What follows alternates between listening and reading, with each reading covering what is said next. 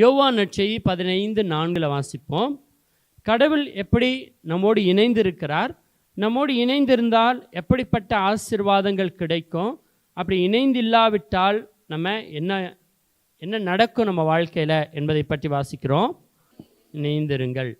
கொடி திராட்சை செடியோடு இணைந்திருந்தால் அன்றி தானாக கனித்தர இயலாது, அதுபோல நீங்களும் என்னோடு இணைந்திருந்தால் அன்றி கனித்தர இயலாது. அப்போ கடவுளோடு இணைந்திருந்தால் அன்றி நம்மால் கனித்தர இயலாது. நம்ம எவ்வளோ பெரிய பட்டதாரியாக இருக்கலாம், ஆனால் கடவுளோடு இணைந்திருந்தால் அன்றி, அதை தான் இந்த விவிலியத்தினுடைய வார்த்தைகள் நமக்கு தெளிவாக சொல்லுது. ஒரு சாதாரண செடி, அந்த செடி பசுமையாக இருக்கணும், இல்லை நிறைய கனிகளை கொடுக்கணும்னா அந்த செடி அந்த கொடியோடு இணைந்து இருக்கணும்.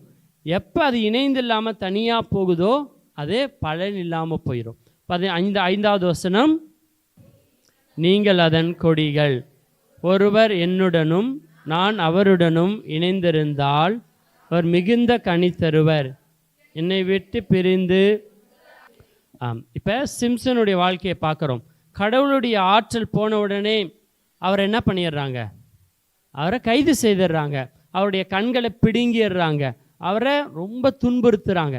ஆனால் இந்நாள் வரை அவர் யாருமே தொட முடியலை. அப்போ அதை தான் கடவுள் சொல்கிறாரு, என்னை விட்டு பிரிந்து உங்களால் எதுவும் செய்ய இயலாது என்று ஆண்டவர் சொல்கிறார். 6வது வசனம், இந்திராதவர் கொடியைப் போல தரித்து எரியப்பட்டு உலர்ந்து போவார், அக்கொடிகள் கூட்டி சேர்க்கப்பட்டு நெருப்பிலிட்டு எரிக்கப்படும். 7வது வசனம், நீங்கள் என்னுள்ளும்